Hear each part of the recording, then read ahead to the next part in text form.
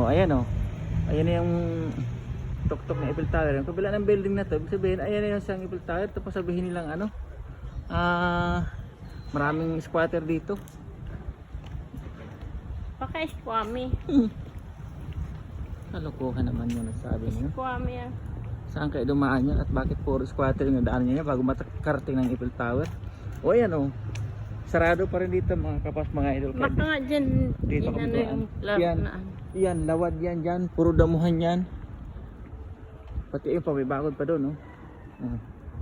Ano makikita mo squatter dito? Ilang taon na kami rito. Wala kami nakita yung squatter dito malapit sa Eiffel Tower. Lagi kami dito nag-iikot-ikot.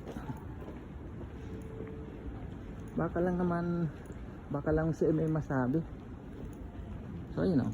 Paradahan ng bus doon.